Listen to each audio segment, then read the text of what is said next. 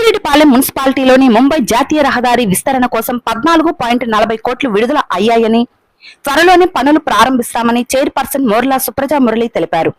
బుచ్చి municipal కార్యాలయంలో chairperson అధ్యక్షతన commissioner చిన్నబాబు ఆధ్వర్యంలో కౌన్సిల్ సమావేశం జరిగింది. ఈ సమావేశంలో 23 అజెండాలు ప్రవేశపెట్టగా 22 అజెండాలను కౌన్సిల్ సభ్యులు ఆమోదించి ఒక అజెండాను వాయిదా వేశారు.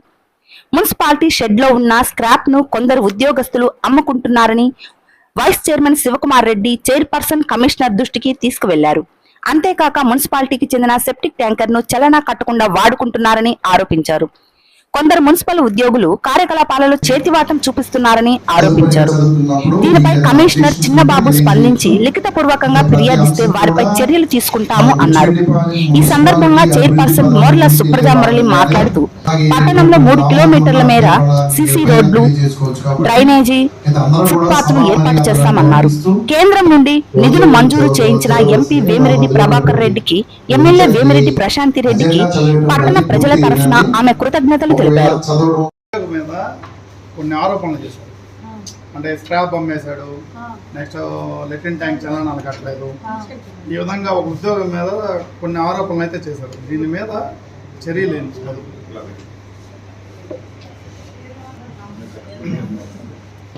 అంటే లిఖితపూర్వకంగా కూడా అడిగారు కదా కౌన్సిలర్ మీరు దాని మీద.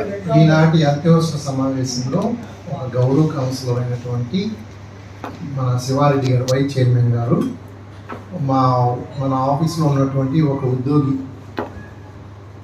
సొంత ప్రయోజనాలకి డబ్బులు వాడుకున్నారు, కట్టలేదు, ఇట్లా అవినీతికి పాల్పడుతున్నాడు అని చెప్పి ప్రశ్నించడం జరిగింది. అయితే వెంటనే మనం షరాబ్ గారిని పిలిపించి అడగగా వాళ్ళు ఎవరి దగ్గర అయితే డబ్బులు తీసుకున్నారో అవి మన అకౌంట్లో జమ చేయబడినాయని తెలియచేసినారు. అయితే అతను చెప్పినటువంటి అభియోగాన్ని మేము పరిష్కార దిశలో ఆలోచిస్తే అతను తీసుకోవడం వెంటనే కట్టడం కూడా, అంటే ఆలస్యంగా కట్టినారని తెలియవచ్చింది. అది చిన్న కమ్యూనికేషన్ లోపం వల్ల జరిగిందని భావిస్తున్నాము. ఇలాగ ఏ ఉద్యోగైనా ఇటువంటి ఇబ్బందిగా పెడుతున్నట్లయితే మా దృష్టికి తీసుకొస్తే వాళ్ళపైన శాఖాపరమైన చర్యలు తీసుకోవడం జరుగుతుందని తెలియజేస్తున్నాం. అసలు స్క్రాబ్ బుచ్చిలో మున్సిపాలిటీలో అసలు స్క్రాబ్ ఎంత ఉంది? అసలు స్క్రాబ్ మెయింటైన్ చేయడానికి ఏదైనా సపరేట్ యాడ్ ఉందా? అంటే ప్లాస్టిక్, ఐరన్, విధంగా ఏదైనా అట్టపెట్లు ఇవి ఉంటాయి కదా, వాటి సపరేట్ ఏమన్నా ఉందా? ఇప్పటివరకు అసలు ఎంత స్క్రాప్ ఉంది? మోటార్ రిపేర్లకి వీటన్నిటికి సంబంధించిన స్క్రాప్ చాలా వస్తుంది ఇప్పటి నుంచి కదా, ఎప్పటి నుంచి మున్సిపాలిటీలో ఈ స్క్రాప్ని అంతా ఏం చేస్తున్నారు? ఈ విధంగానే పక్కదోవ పడుతుందా ఏంటనేది దీని మీద ఏమన్నా?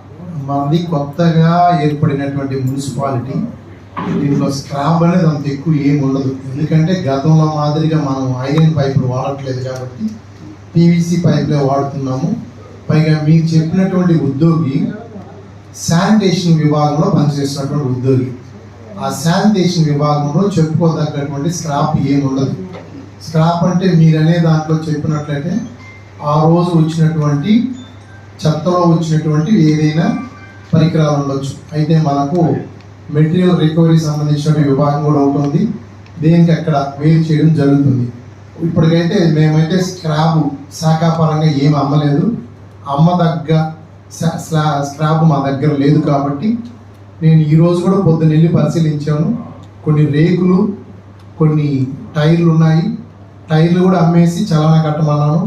రేకులు కూడా అవి దేనికి పనికి రాకుండా తుప్పుపడుతున్నాయి కాబట్టి అవి వీళ్ళంతా ఈ రోజు రేపు కూడా అవి అమ్మేసి ఎంత వస్తే అంత కాటా వేసి కాటా స్లిప్తో సహా చలనా కట్టడం జరుగుతుంది.